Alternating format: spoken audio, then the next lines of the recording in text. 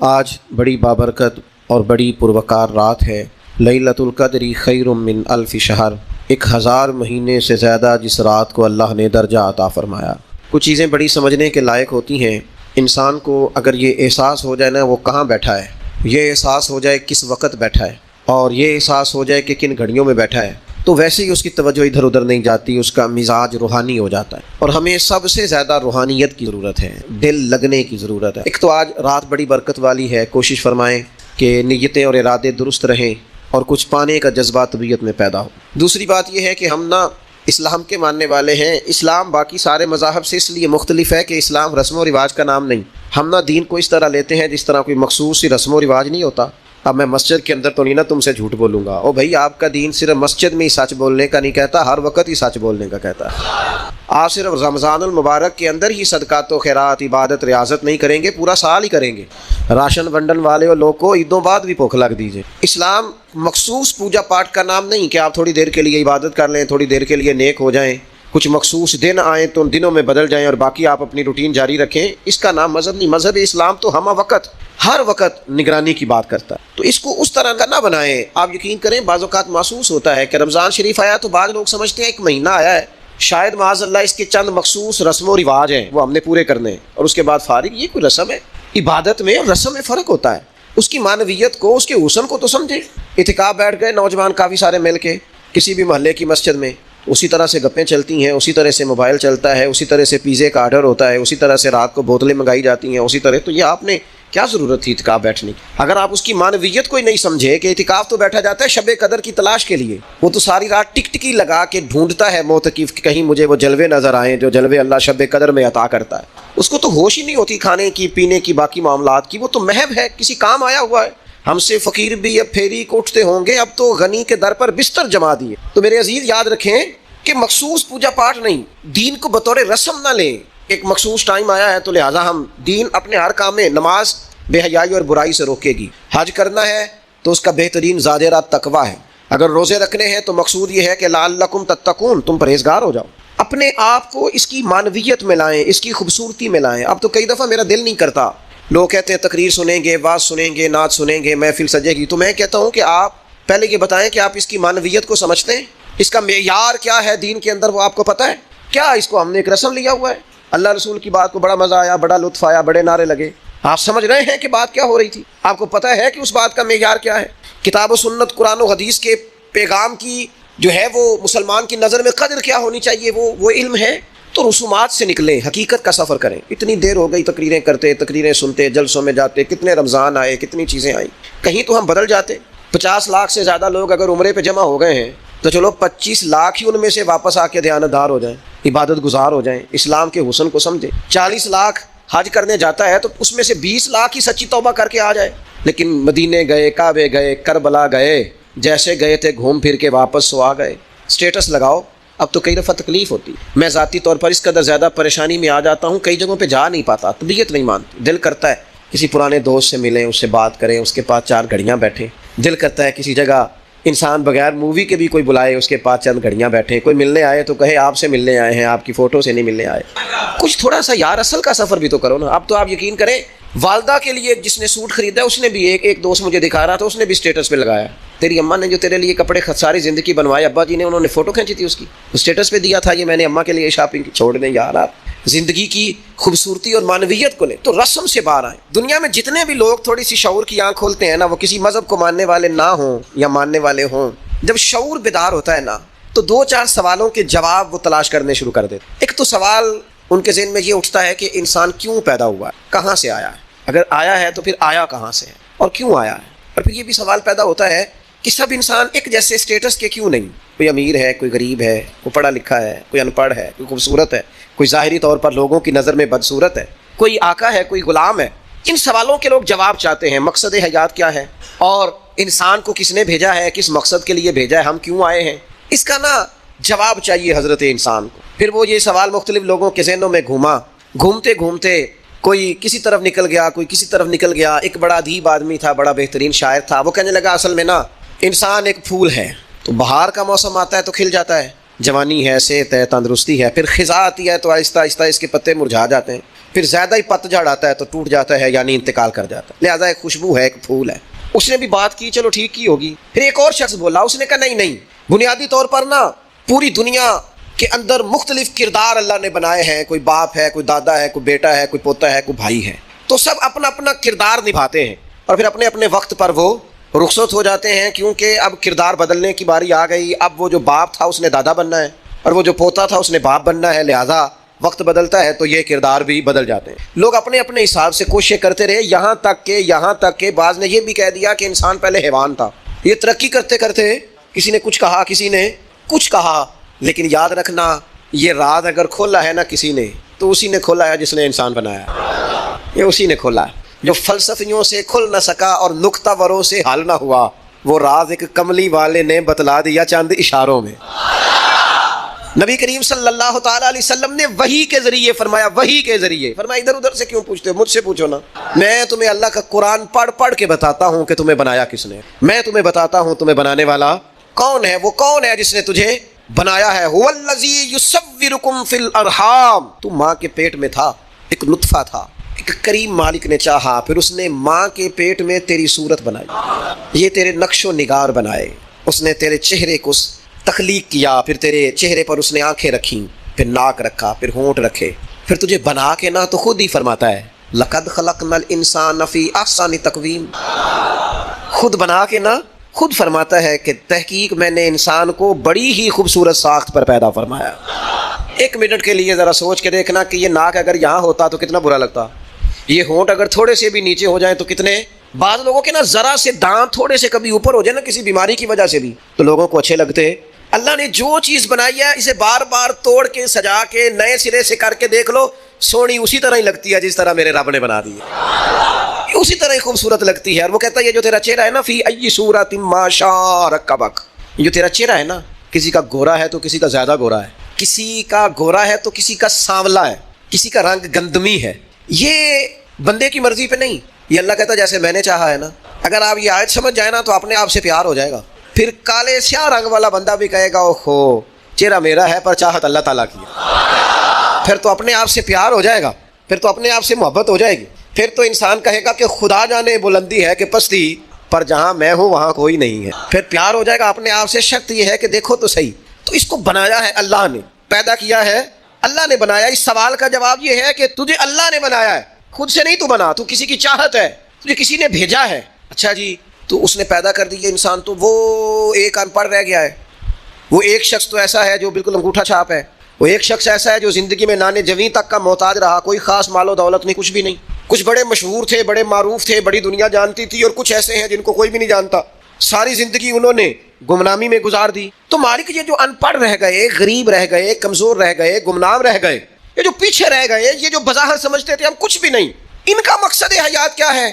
اللہ کریم نے فرمایا افحسبتم انما خلقناکم عبثا وانکم الینا لا ترجعون. یہ آیت کے ذرا ترجمے کا انداز دیکھیے گا، یہ تیور دیکھیے قرآن مجید کی آیت کے. افحسبتم انما خلقناکم عبثا، یہ تیور دیکھنا. فرمایا کیا تم گمان کرتے ہو کہ ہم نے تمہیں بیکار پیدا کیا ہے؟ اوئے ہوئے، اللہ کرے آپ کو مزہ آئے. وہ لطف دیکھو قرآن مجید کے انداز تکلم دیکھو ذرا.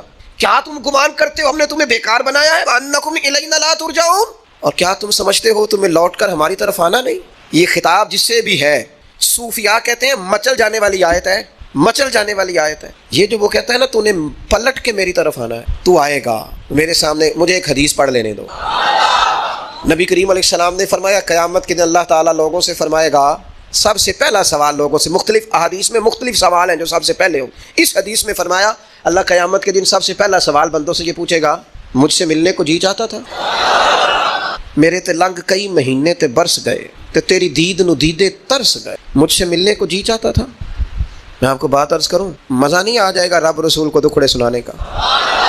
لطف نہیں آ جائے گا ان کی بارگاہ میں بیٹھ کے حال دل عرض کرنے؟ کیا منظر ہوگا، کیا رنگ ہوگا، کیا انداز ہوگا. خدا خود میر مجلس بود. کریم فرماتے رب بندوں سے فرمائے گا مجھ سے ملنے کو جی چاہتا تھا؟ عرض کریں کہ مالک بڑا ہی چاہتا. اب وہ کریم ہے نا، دریائے رحمت جوش پہ ہے، تو حضور فرماتے ہیں دوسرا سوال رب فرمائے گا یہ تمہارا مجھ سے ملنے کو کیوں جی چاہتا تھا؟ یہ کیوں جی چاہتا تھا بھلا مجھ سے ملنے کو؟ یہ انداز دیکھیے. تو حضور فرماتے ہیں بندے عرض کریں کہ مالک اس لیے جی چاہتا تھا کہ تو بڑا ہی کریم ہے، بڑا مہربان ہے، بڑا ستار ہے، تو بڑا غفار ہے، تو بڑا معاف کرنے والا ہے، تو بڑا عطا کرنے والا ہے، تو اپنے بندوں سے بڑا پیار کرنے والا ہے، تو ودود ہے، تو رؤوف ہے، تو رحمان ہے، جی چاہتا تھا تجھ سے ملے۔ تو رب فرماتا ہے اس لیے جی چاہتا تھا کہ میں مہربان بڑا ہوں۔ ہاں تو کریم فرمائے گا جاؤ پھر فرشتوں گواہ ہو جاؤ، میں نے ان سب کے لیے جنت کا فیصلہ فرما دیا۔ اللہ فرماتے تم کیا سمجھتے ہو تمہیں بیکار پیدا کیا ہے؟ انسان کو اللہ نے بیکار نہیں بنایا۔ پہلی بات تو یہ سمجھ میں آ گئی کہ آیا کہاں سے ہے، بنایا کس نے ہے، بھیجا کس نے ہے، اور پھر بھیجنے والا کہتا ہے میں نے بیکار، ایک ذرہ بھی اللہ نے بیکار نہیں بنایا۔ ادھر دیکھو میری طرف دوستو، اس آدمی کو آپ سمجھتے ہیں نا بالکل مجذوب ہے، بالکل اس کی زبان سے رطوبت نکلتی ہے اور آنکھوں سے پانی نکلتا ہے اور ہاتھ پکڑ کر سڑک پار کرانا پڑتی ہے، اور جس کو تم سمجھتے ہو نا کہ اس کو تو گھر کا ایڈریس بھی نہیں آتا، اس کی پشت پر اس کا پتہ لکھا ہے، جسے تم خیال کرتے ہو نا یہ بالکل ضعیف ہے، کمزور ہے، اٹھ نہیں سکتا، چل نہیں سکتا، قرآن مجید کی آیت کہتی ہے کہ بندہ بیکار وہ بھی نہیں ہے، تو وہ تو بالکل کسی کام نہیں، وہ تو گھر والے بھی لوگ اس کا مذاق اڑاتے ہیں، کوئی اہمیت نہیں، کوئی پوچھتا نہیں۔ یہ کیا ہے؟ پڑھو نا مشکات شریف، اللہ کے پیارے حبیب علیہ السلام نے فرمایا یہ جو تمہیں رزق دیا جاتا ہے نا، اور یہ جو تم پر بارشیں برسائی جاتی ہیں، یہ تمہارے ضعیف لوگوں کی برکت سے دیا جاتا ہے۔ میں کسی شخص سے بیزار نہیں ہو سکتا، کیونکہ ایک ذرہ بھی تو بیکار نہیں ہو سکتا، ایک ذرہ بھی تو بیکار نہیں۔ مجھے ایک دوست کی بات نہیں بھولتی، ان کے بیٹے نے آ کے کہا مجھ سے، کہنے لگے ابا جی نو آکھو بڑا دے لیا رشتہ داراں نوں تے بڑا ونڈ لیا، او کیڑا کو نانے کی کردے نے سما سائڈ تے ہو کے غیبتاں کردے نے، آکھو نے ہن بس کرن۔ اور وہ تھوڑے تھوڑے نالاں بھی تھے، چند باتیں اس نے اس طرح کی بتائیں جو واقعہ شکایت والی تھی، تو میں نے ان بزرگوں سے کہا میں کہ پاجی منڈا بھی پریشان ہے، کر دے بھی تو چھڈو، سادہ بندہ انپڑھ آدمی محنت مزدوری اتنی پتے کی بات کی؟ کہنے لگا حضرت صاحب پتہ نہیں اللہ کدے صدقے پہ دیندا ہے۔ تو مجھے یہ حدیث یاد آئی مشکات شریف کی، حضور فرمانے لگے اللہ تمہارے کمزوروں کی برکت سے تمہیں عطا کرتا ہے۔ کس کی وجہ سے اللہ تمہیں دیتا ہے؟ ضعیفوں کی وجہ سے۔ ایک تو کسی چیز کو بھی اللہ تعالیٰ نے بیکار پیدا پھر کس لیے پیدا کیا؟ مقصد حیات کیا ہے اس کو آپ نے سمجھنا ہے۔ فرمایا الذی خلق الموت والحیات لیبلوکم ایکم احسن عملا، ہم نے موت اور حیات اس لیے پیدا کی ہے تاکہ پتہ چلے تم میں بہترین عمل کون کرتا ہے، بہترین عمل کون بندہ کرتا ہے، اس مقصد کے لیے موت اور حیات کو پیدا کیا۔ ہم تو کام کرنے آئے بھائی، دنیا میں کام کرنے آئے۔ یہ جو لوگ ویلے بیٹھے ہیں نا، صبح سے شام تک موبائلیں چلا رہے ہیں، آرام کر رہے ہیں، کھانے کھا رہے ہیں، آ رہے ہیں جا رہے ہیں، یہ لوگ اس مقصد حیات سے غافل ہیں جس مقصد کے لیے بھیجے گئے۔ قرآن مجید کہتا ہے تمہیں اچھے اعمال کے لیے دنیا میں بھیجا ہے، اس مقصد کو تم سمجھو، کوئی خیر کا کام زندگی میں کرو، کوئی خیر کا کام۔ یہ جو مسجد کا خادم ہوتا ہے نا، اس کے پاس مسجد کی چابیاں ہوتی ہیں، اور مسجد کے خدام اکثر پڑھے لکھے نہیں ہوتے، کم پڑھے لکھے ہوتے ہیں، لہذا یہ ڈیوٹی کرتے ہیں، مسجد میں صفائی کرتے ہیں، جھاڑو دیتے ہیں، ڈیوٹیاں کرتے ہیں۔ لیکن میں آپ سے عرض کروں، بن سنور کے امام صاحب آئے، جناب پگڑی باندھی ہے، جبہ پہنا ہے، آ کے وہ سج گئے، سنور گئے، آ کے یوں بیٹھ گئے وہ، لیکن ان امام صاحب کو ان کی بھی بڑی شان ہے، جو نمازی مسجد میں سجدہ کریں گے ان کی بھی بڑی شان ہے، لیکن اس بندے کا مرتبہ آپ سمجھتے ہیں جو سب سے پہلے آیا ہے، جس نے آ کے جھاڑو دیا ہے؟ کہہ لوں میں ایک جملہ، کہہ لوں میں ایک جملہ، ایک بات کہہ لوں وہ والی کہ نبی کریم علیہ الصلوۃ والسلام نے کنجیاں ساری سیدنا بلال کو دے دی تھی، ڈیوٹی حضرت بلال حبشی کو دے دی۔ میں کہہ لوں یہ اسی رستے پہ ہیں جس رستے پہ سیدنا بلال حبشی تھے۔ پھر مجھے کہہ لینے دو یہ لفظ، مفتی بن کر، پیر بن کر، مولوی بن کر، مقرر بن کر، صدر بن کر، فلاں بن کے بیٹھے رہو، تمہیں مبارک ہو، تمہاری بڑی شان ہے، پر یہ عظمت صرف سیدنا بلال کی ہے کہ نبی کریم نے فرمایا بلال میں نے معراج کی رات جنت میں بھی تیرے چلنے کی آواز سنی، یہ شان صرف۔ پھر مجھے کہہ لینے دو قمر اچھا ہے فلک پہ نہ ہلال اچھا ہے، تیری نظر گر بینا ہو تو دونوں سے بلال اچھا ہے۔ آپ سمجھیں اس بات کو، کوئی مقصد تو ہے نا میرے بھائی۔ صحیح بخاری میں موجود ہے حضرت بلال مقصد بنا لیا تھا حضور کے دروازے کی نوکری کرنا۔ میں آپ سے عرض کروں اگر کوئی مقصد نہیں نہ بناؤ گے تو زندگی بے چین بے قرار گزرے گی۔ با مقصد لوگوں کی زندگی صحیح گزرتی، با مقصد۔ کوئی ایک نوجوانوں سے بالخصوص کہوں گا یہ کوئی مقصد نہیں ہے، لوگ راضی کرنا، اسٹیٹس لگانا، ویوز چیک کرنا، لائکس، کوئی مقصد نہیں، یہ بالکل بیکار کام ہے۔ آپ باصلاحیت ہیں، کچھ نوجوانوں کو میں دیکھتا ہوں مجھے ایسے لگتا ہے یہ نوجوان ایسے ملک اور ملت کو چلا سکتا ہے کہ کوئی مقصد نہیں ملا، کوئی کام نہیں ہے کرنے کو، کوئی ڈیوٹی نہیں اپنے ذمے لی، آنا ہے جانا ہے بیٹھنا ہے، خوش گپیاں ہیں تبصرے ہیں، یہ کوئی کام نہیں۔ آپ کا کوئی مقصد حیات ہو، آپ کوئی ڈیوٹی کریں، کوئی کام کریں، کوئی خدمت ہو جو آپ کریں، آپ محسوس کریں گے کہ کچھ برکت ہو گئی ہے۔ لیکن اگر محمل وقت گزارو گے بیکار ہو جاؤ گے، زنگ لگ جاتا ہے صلاحیت کو۔ میں خود کئی دفعہ اپنے آپ پہ غصہ کرتا ہوں کہ یار یہ 20 منٹ ایسے ہی وقت ضائع ہو گیا۔ اور پھر ایک اور بات بھی، اس میں عمر کا بھی کوئی لینا دینا نہیں۔ امام رازی نے لکھا ہے ایک صحابی کے بارے میں حضور نے فرمایا کہ تیرا تھوڑا وقت رہ گیا دنیا سے جانے کا، ظاہر ہے بوڑھے آدمی تھے، یا رسول اللہ پھر مجھے بتائیں کیا کروں؟ تو فرمایا ادھر سے صحیفے اٹھا کے لا، تجھے قرآن پڑھانا شروع کروں، پڑھتا پڑھاتا دنیا سے چلا جا۔ انہوں نے نہیں کہا یہ عمر نہیں، آپ کے پاس مہینہ ہے، سال ہے، 20 سال ہے، جتنا بھی ٹائم ہے، آج سے کوئی کام شروع کر دیں، کوئی ڈیوٹی کریں. آپ یقین کریں کوئی کام اگر ہم اپنے ذمے لے لیں گے تو ہمارے لیے جینا آسان ہو جائے گا، ہمارے لیے جینا آسان ہو جائے گا. ڈیوٹی لے لیں کوئی، اس کو کریں. اب ہوگا کیا، جب آپ اس مقصد کے لیے نکلیں گے نا تو پھر مشکلات بھی آئیں گی، پھر حالات ہمیشہ ایک جیسے نہیں رہتے. تو اللہ آزمائے گا بھی اس رستے میں. وَلَنَبْلُوَنَّكُمْ بِشَيْءٍ مِّنَ الْخَوْفِ وَالْجُوعِ وَنَقْصٍ مِّنَ الْأَمْوَالِ وَالْأَنفُسِ وَالثَّمَرَاتِ وَبَشِّرِ الصَّابِرِينَ. پھر انسان کو آزمایا بھی جائے گا. اب مشکلات بھی آئیں گی. تو یہ مشکلات زندگی کا حسن ہے. آپ جب کسی مقصد کے تحت میدان میں نکلیں گے پھر آپ کو باتیں بھی سننی پڑیں گی. آپ بالکل صحیح صحیح جا رہے ہیں، لوگ تانے بھی دیں گے، لوگ کہیں گے بھی، تو بھائی اس کا مزہ آئے گا. اب ذہن بنا لیں کہ بھائی مشکلات آئیں گی، اتار چڑھاؤ آئے گا. تو یہ تقاضا ہوگا جب آپ پہلے سے ذہنی طور پہ تیار ہوں گے، پھر کوئی بھی مشکل بندے کو پریشان نہیں کرے گی. پھر اس کے بعد یہ ہوتا ہے کہ حالات کا اتار چڑھاؤ بھی آتا ہے. جس طرح اللہ تبارک و تعالی انسان کو برے حالات سے آزماتا ہے نا، اسی طرح اللہ تبارک و تعالی انسان کو اچھے حالات سے بھی آزماتا ہے. وَنَبْلُوكُمْ بِالشَّرِّ وَالْخَيْرِ فِتْنَةً. اللہ فرماتے ہیں ہم تمہیں اچھے اور برے حالات سے آزماتے ہیں. یہ جو بہت اچھے حالات ہوتے ہیں یہ بھی آزمائش ہوتے ہیں. جب بہت زیادہ دولت ہوتی ہے تو پھر بھی آزمائش ہوتی ہے، بہت زیادہ شہرت ہوتی ہے تو پھر بھی آزمائش ہوتی ہے، بہت زیادہ چاہنے والے ہوتے ہیں تو پھر بھی آزمائش ہوتی ہے. اچھے حالات سے بھی یہ بندہ آزمایا جاتا ہے اور برے حالات سے بھی. بلکہ میں آپ سے عرض کروں غریبوں پر آزمائش کم ہوتی ہے، امیروں پر، مالداروں پر، مشہور لوگوں پر آزمائش.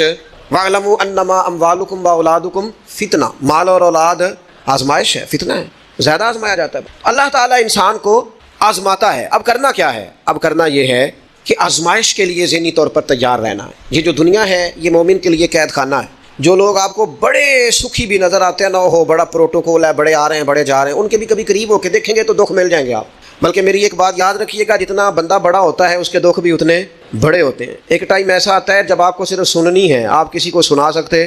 سارے تو آپ سے مشورہ لے رہے ہیں تو آپ کس سے لیں؟ سارے آپ کو دکھ سنا رہے ہیں تو اب آپ نے کس کو سنانے ہیں؟ سارے تو اپنی باتیں آپ سے کر رہے ہیں تو آپ نے اپنی بات. تو جتنا بندہ بڑا ہوتا جاتا ہے اس کے دکھ بھی اتنے بڑے ہوتے جاتے ہیں. اس لیے حالات کا اتار چڑھاؤ تو انسان کے ساتھ رہے گا. اور پھر اسی طرح کا معاملہ مراتب کے اختلاف کا ہے. مراتب کا اختلاف بھی رہے گا. کوئی امیر رہے گا، کوئی. مجھے بتائیے مزدوروں کی ضرورت ہے کہ نہیں دنیا میں؟ تو اگر سارے ٹھیکیدار ہو جائیں گے تو مزدوری کون کرے گا؟ لیڈر اگر سارے بن جائیں گے تو کارکن کون بنے گا؟ سارے امام بن جائیں گے تو مقتدی کون بنے گا؟ سارے استاد لگ گئے تو شاگرد. تو اللہ تعالیٰ نے یہ نظام بنایا بھائی. لیکن بس ایک بات ذہن میں رہے کہ کوئی بھی مالدار کسی غریب کو حقیر نہ سمجھے. اب مراتب کا اتار چڑھاؤ ہے، اس میں بھی پریشان نہیں ہونا چاہیے. یہ اللہ تعالیٰ نے بنایا ہے. اور اگر قرآن مجید کی جو آیت جو لفظ میں پڑھنے لگا ہوں، اگر یہ آپ سمجھ جائیں نا اور اس پر ایمان رکھیں پورے طور پر، تو پھر تو غریب آدمی کبھی پریشان ہو ہی نہ. پھر تو کہے جہاں میں ہوں بالکل ہوں. اللہ تعالیٰ نے قرآن مجید میں فرمایا وَلَوْ بَسَطَ اللَّهُ الرِّزْقَ لِعِبَادِهِ. فرمایا اگر اللہ تعالیٰ اپنے سارے بندوں کی روزی کشادہ کر دیتا، سب کا رزق اگر اللہ وسیع کر دیتا، لَبَغَوْا فِي الْأَرْضِ، تو زمین میں بغاوت ہو جاتی. یہ فساد برپا کرتے، بغاوت کر دیتے اگر سب کی روزی. کچھ لوگ کہتے ہیں جی میں غریب ہوں، تو میں کہتا ہوں زکوٰۃ تو نبی پاک نے بھی کبھی نہیں دی، حضور پر بھی فرض نہیں تھی، اتنا مال ہی کبھی جمع نہیں ہوا. اگر مال میرے بھائی بہت ہی زیادہ عظیم ہوتا تو سب سے زیادہ سیدہ فاطمہ کے گھر ہوتا، وہاں تو مہینہ مہینہ چولہا نہیں جلا. اگر دولت بڑی عظیم ہوتی تو سب سے زیادہ سیدہ عائشہ کے حجرے میں ہوتی. نبی پاک علیہ السلام ہر کام آہستہ آہستہ کرنے کا حکم دیتے اطمینان سے. لیکن صحابہ فرماتے ہیں حضور کے پیچھے نماز پڑھی تو نبی پاک جلدی سے اثر پڑھا کے گھر گئے، جلدی سے، اور تیزی سے حضور واپس آئے. تو ہم نے عرض کی یا رسول اللہ صلی اللہ تعالیٰ علیہ وسلم آج اتنی جلدی آپ گئے اور اتنی جلدی واپس آ گئے. تو محبوب فرمانے لگے نماز پڑھا رہا تھا تو مجھے خیال آیا کہ وہ گھر میں تو سونا کل بانٹ رہا تھا، آج میں تو ایک ڈلی سونے کی بچی ہوئی پڑی ہے. تو میں نے کہا زیادہ وقت نہ گزر جائے، وہ بھی میں جلدی سے جا کے دے آؤں. تو میں جلدی سے گیا. پیسے نہ ہونے پر پریشان ہو یار، نبی پاک نے تو انہیں قبول ہی نہیں کیا، پسند ہی نہیں فرمایا. دولت، عہدہ، شہرت، اس کے بارے میں پریشان ہو. اللہ کہتا ہے یہ سب کا وسیع ہوتا تو زمین میں فساد ہوتا. لہذا مقصد حیات کو سمجھو. صرف عہدے کا اوپر نیچے ہونا یہ کمزوری کی علامت نہیں ہے. اپنے آپ کو اس سے نکالو. اگر اللہ تبارک و تعالیٰ نے کہیں رکھا ہے انسان کو تو یہ اس کے لیے فائدہ مند چیز ہے. پھر ایک بات یہ ہوتی ہے، بہت سارے دوست آ کے پوچھتے ہیں جی میں جو کام بھی کرتا ہوں ناکام رہتا ہوں، جو کام بھی کرتا ہوں پیچھے رہ جاتا ہوں، جو جد و جہد بھی کرتا ہوں میرا کام آگے نہیں چلتا. حضرت عیسیٰ علیہ السلام نے نہ گھر بنایا نہ نکاح فرمایا. ایک پیالہ تھا ہاتھ میں. ایک دن انہوں نے دیکھا کہ ایک آدمی چلو سے پانی پی رہا تو پیالہ بھی صدقہ کر دیا. وہ ایک اینٹ کا تکیہ رکھتے تھے. ایک دن انہوں نے ایک شخص کو دیکھا کہ بازو بچھا کے اس نے تکیہ بنایا ہوا ہے تو وہ اینٹ بھی کسی کو دے دی، تیرے کام آ جائے گی. اس خلوص کے ساتھ انہوں نے دین کی تبلیغ کی. لیکن قوم نے کیا کیا؟ معاذ اللہ انہیں سزا دینے کے لیے، پھانسی لٹکانے کے لیے آ گئی. وہ تو اللہ نے کرم کیا، آسمانوں پہ اٹھا لیا. اتنی سخت محنت کے باوجود بھی ان کی ظاہری حیات میں ساری قوم ان کی فرما بردار پھر مجھے بتائیے حضرت عیسیٰ دنیا سے کامیاب تشریف لے گئے کہ نہیں؟ جناب عیسیٰ دنیا سے وہ کیوں کامیاب گئے کہ اللہ نے جو ڈیوٹی ان کے ذمہ لگائی تھی وہ ڈیوٹی انہوں نے پوری کی۔ ہم اپنی ڈیوٹیاں پوری کریں، صبح دکان وقت پہ کھولیں، گاہک تو اللہ بھیجتا ہے، رزق تو اللہ دیتا ہے، ہم جا کے محنت پوری کریں۔ لیکن یہ جو نتیجہ اپنی مرضی کا مانگتے ہیں نا، میں نے جیتنا ہی جیتنا ہے، جیتنا تو شرط ہی نہیں، کھیلنا شرط ہے، جیتنا تو شرط ہی نہیں۔ مجھے بتائیے نا، حضور علیہ السلام موجود ہیں، ظاہری طور پر سارے جلوے، پر احد کے اندر بظاہر مسلمانوں کو ناکامی ہو گئی تھی، ظاہری طور پر کفار جیت گئے تھے، تو کیا حوصلے ٹوٹ گئے؟ اس کے بعد کیا کہا مسلمانوں نے؟ اب ہم نہیں نکلیں گے میدانوں میں۔ بظاہر حدیبیہ کے موقع پر کفار سخت شرطیں منوانے میں کامیاب ہو گئے تھے، تو کیا پھر مسلمان دل چھوٹا کر جاتے؟ او ملت کے جوانوں، ہر بات میں کمزور پڑ جاتے ہو۔ او جی مجھے بڑی دیر ہو گئی، میرا کوئی اتنی کچی باتیں کرتے ہیں، بعض اوقات کے دل کرتا ہے یار تو کیا بات کرتا ہے، اٹھ باندھ کمر کیوں ڈرتا ہے؟ پھر دیکھ خدا کیا کرتا ہے۔ قرآن مجید کا کبھی آپ انداز دیکھیں نا سمجھانے، ولا تہنوا ولا تحزنوا وانتم الاعلون ان کنتم مؤمنین، فرمایا کمزور نہ پڑنا، غم نہ کھانا، بس پکے مومن رہنا، فتح اللہ تمہیں ہی عطا کرے گا، غلبہ اللہ تمہیں ہی عطا کرے گا۔ لہذا یہ ساری چیزیں اللہ پہ چھوڑ دیں۔ جتن جتن تے ہر کوئی کھیڈے، تو ہارن کھیڈ فقیرا، جتن دا مول کوڈی پیندا ہی، ہارن دا مول ہیرا۔ دنیا میں کچھ لوگ اس طرح بھی میدان میں نکلتے ہیں جو ہارنے کے لیے نکلتے ہیں۔ چھوٹا بچہ کہتا ہے اپنے ابا جی سے پنجہ لڑائیں، سچ بتاؤ ابا جب چھوٹے بیٹے سے پنجہ لڑاتا ہے تو جیتنے کے لیے لڑاتا ہے؟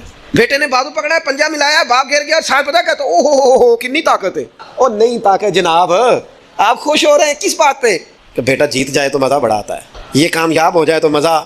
لیکن آپ سمجھیں اس بات کو جو میں سمجھانا چاہ رہا ہوں، یہ کامیاب کب ہوا ہے؟ ابا جی کو ہرا کے۔ اس وقت یہ جو جیتا ہے اور باپ خوش ہو رہا ہے اپنے آپ کو ہرا کے، اور بیٹے کو کتنا خوش ہے، وہ کہتا او ہو بلے بلے کتنی طاقت۔ بیٹا دوڑ کے آیا ہے، گلے لگا، باپ گر گیا، او ہو مجھے گرا دیا ہے، دیکھو کتنی طاقت ہے۔ کیوں کہہ رہا ہے؟ حوصلہ افزائی کر رہا ہے۔ یہ گر گیا ہے اور گر کے راضی ہے، یہ ہار گیا ہے اور ہار کے تاکہ میرا بیٹا جیت جائے۔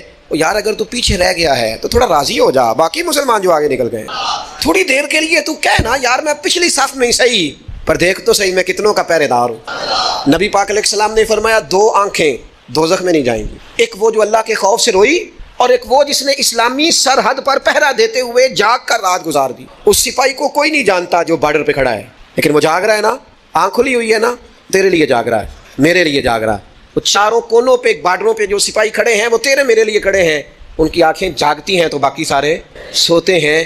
وہ رات جاگ کے پیچھے رہ کے، وہ عام لوگ ہوتے ہیں، ان کے عہدے بھی کوئی نہیں ہوتے زیادہ، لیکن وہ پیچھے رہ کے بہت ساروں کے محافظ ہوتے ہیں۔ تو بھائی کچھ نے پیچھے بھی تو رہنا ہوتا ہے نا، سب نے لیڈر نہیں بننا، کچھ نے کارکن بھی بننا ہوتا ہے۔ حضور جب سفر پہ جاتے تھے تو ایک دو صحابہ کو کہتے تھے تم نے سب سے پیچھے چلنا ہے۔ کیوں؟ فرمایا کوئی بچہ پیچھے رہ گیا، کوئی جانور پیچھے رہ گیا، کوئی سامان پیچھے گر گیا تو ذرا اٹھاتے آنا۔ تو وہ ہیں سب سے پیچھے، پر کار پھر بھی کوئی ڈیوٹی رہے ہیں۔ چلو ہم کچھ بندے پیچھے نہ رہ جائیں، جتن جتن ہر کوئی کھیڈے، تو ہارن کھیڈ فقیرا، جتن دا مل کوڈی پیندا ہی، ہارن دا مل ہیرا۔ تو میرے بھائی یہ مراتب میں اگر کمی بیشی ہو جائے تو اس پہ کمزور ایک خاص چیز آپ سے عرض کرنے لگا ہوں، اور یہ شاید پہلی دفعہ میں ایسا کروں گا۔ میرا دل کرتا ہے آج میری گزارش ہوگی، میں آپ سے طلب کروں گا مہربانی کریں، آج نہ اپنی زندگی کی پچھلی ساری کوتاہیاں یاد کریں، سستیاں یاد کریں، کہاں کہاں ہم نے جان بوجھ کر اپنی جان پہ ظلم کیا ہے، پیچھے رہ گئے، اس کو یاد کرنا ہے۔ یہ میں نے بھی آج یاد کرنا ہے، آپ نے۔ اور پھر ایک اور چیز آپ سے مانگنی ہے، یہ آپ نے ضرور کرنا ہے۔ آج آپ نے پچھلی کوتاہیاں یاد کرنی، اور آج اللہ سے اور اپنے آپ سے ایک وعدہ کرنا ہے کہ مالک ایک زندگی میں ڈیوٹی ہم ضرور کریں گے۔ وہ چاہے ہم یہ ذہن بنا لیں کہ ہم نے اپنے دوستوں کو نمازی بنانا ہے، یا یہ ذہن بنا لیں او پنڈ دیچنا بی بی نو طلاق ہو گئی یا خامد فوت ہو گیا تو اس کے والد نے کہا کہ تیرا نہ پھر نکاح کرنا ہے، شادی کرنی۔ میں کہا نہیں ابا جی ان نہیں۔ اب پتر پھر عمر میں گزرے گی؟ اس آخیا میں نہ ارادہ کر لیا، میں ان ساری زندگی قرآن پاک پڑھانا ہے بچیاں میں۔ اس طرح کی میں نے درجنوں بیویاں دیکھی ہیں دیہاتوں میں، ساری زندگی اب میں قرآن، کوئی انہوں نے مقصد تو بنایا نا۔ آج نہ ایک وعدہ کریے، ان بے مقصد نہیں جینا، کوئی مقصد بنا، کوئی پروگرام، کوئی تھپکی۔